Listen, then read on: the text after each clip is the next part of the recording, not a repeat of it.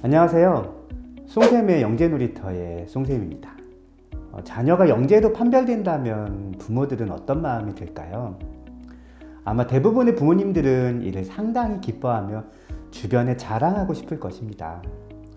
그와 동시에 어떻게 하면 자녀의 타고난 재능을 더 잘 키워줄 수 있을까 하는 고민도 하시게 되겠죠. 때로는 부모의 이러한 고민이 지나쳐 자녀와 마찰을 겪게 될 수도 있습니다. 아마도 모든 영재 부모님들인 자녀를 양육하면서 이러한 갈등은 한 번쯤 모두 겪으셨을 것으로 보입니다.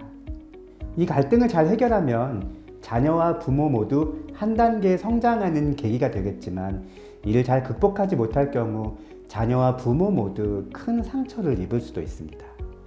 특히 부모와 자녀 간 대화에서 자녀에 대한 지나친 기대가 과하게 드러날 경우 자녀는 큰 심리적 부담을 가질 수도 있습니다. 이에 오늘 다이어리에서는 영재를 둔 부모님들이 자녀에게 절대로 해서는 안 되는 말들에 대해 이야기해 보도록 하겠습니다. 자, 그럼 오늘도 저와 함께 다이어리를 펼쳐보실까요?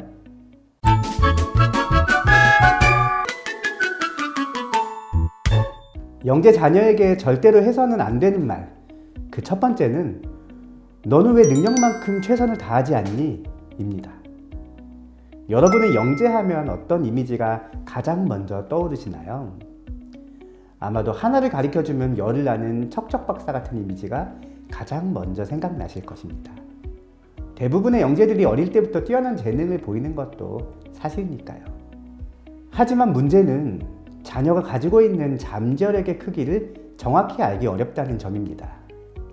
언제나 승승장구할 것 같았던 아이가 어느 순간부터 부모 기대만큼의 결과를 보여주지 않을 때 이를 자녀가 지닌 잠재력의 한계라고 인정해야 되는데, 부모의 지나친 기대가 이를 인정하지 못하게 되는 것이죠. 이러한 아쉬움을 인정하기 싫은 부모는 기대 이하의 결과를 자녀가 열심히 하지 않은 탓으로 돌립니다. 너는 왜 능력만큼 최선을 다하지 않니? 라는 말로 말이죠. 최선을 다했을 우리 아이는 영재라는 이유만으로 졸지에 노력이 부족한 아이가 됩니다. 자책에 빠지는 아이도 있습니다. 영재가 아니었다면 칭찬받고 격려받았을 텐데 말이죠. 영재 자녀에게 절대로 해선 안 되는 말, 그 두 번째는 잘했어, 다음번엔 더 잘하자 입니다. 아마 이 표현이 왜 절대 해선 안 되는 말인지 의문을 가지실 부모님들도 계실 것으로 보입니다. 자녀의 노력을 먼저 인정해주고 동시에 새로운 목표에 대한 자극까지 담아낸 말인데 말이죠.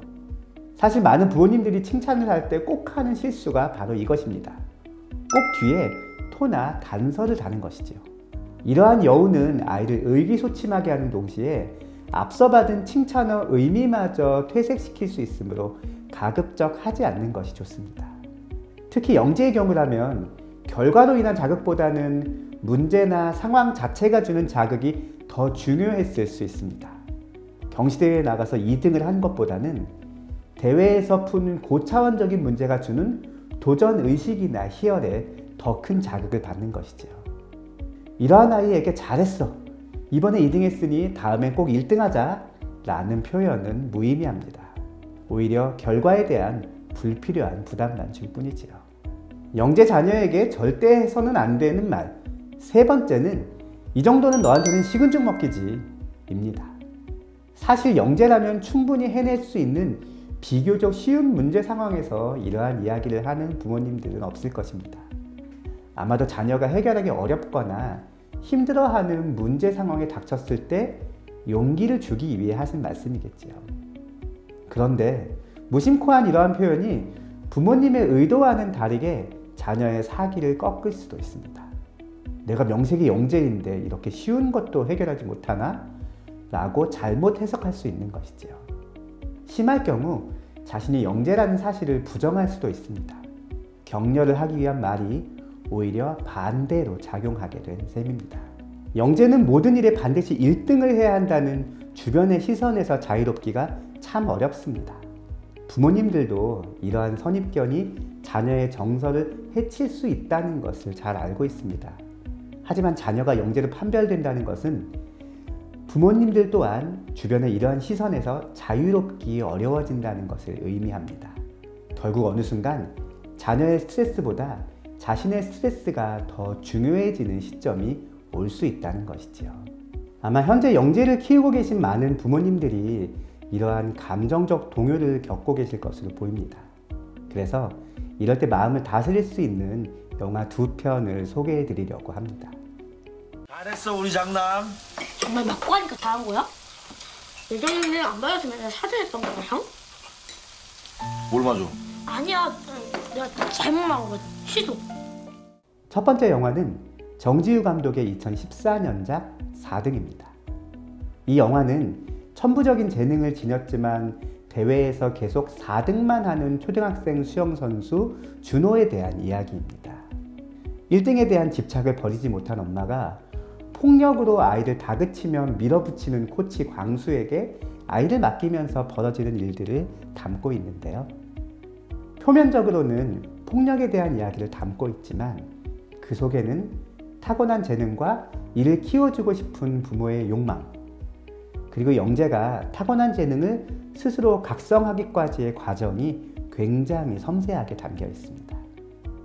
얘가 분명히 욕심이 있는데 근데 엄마는 그 욕심보다도 더 앞서가고 있다고. 안 앞서가.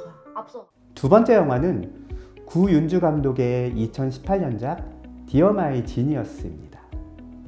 이 영화는 한때 과학영재로 뽑혀 부모님의 자랑거리였지만 지금은 백수가 되어버린 취업준비생이 된 감독이 자신의 막내 동생인 윤영과 어머니의 모습을 카메라에 담은 다큐멘터리 영화입니다. 나도 언니처럼 영재가 되면 성공한 삶을 살 수 있을 것 같다는 8살 윤영이와 때로는 따뜻하게, 또 어떨 때는 모질게 윤영이만큼은 큰아이처럼 실패하지 않으려고 고군분투하는 헌신적인 엄마의 모습이 담담하면서도 참 아프게 그려지고 있습니다. 경쟁만을 부추기는 대한민국 교육 시스템을 비판하는 영화이지만 이 영화 또한 재능을 보이는 자녀, 당근과 채찍 사이에서 아슬아슬하게 줄타기를 하고 있는 엄마의 모습을 통해 영재의 양육에 대해 많은 것을 생각하게 하는 영화입니다. 오늘은 영재를 양육하면서 절대 해서는 안 되는 말, 그리고 이와 관련된 2편의 영화를 소개해드렸습니다.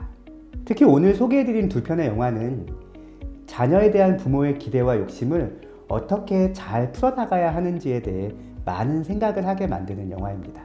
자녀가 영재이든 아니든 간에 말이죠. 두 영화는 넷플릭스나 왓챠 같은 OTT를 통해서도 시청이 가능하니 주말 저녁 자녀를 재우고 난 후 아버님과 어머님 두 분이서 가볍게 맥주 한잔 하시면서 함께 보시고 이야기도 많이 나누신다면 좋을 것 같습니다. 오늘의 다이어리는 여기까지입니다. 다음 시간에도 영재와 관련 있는 재미있는 에피소드로 찾아뵙겠습니다.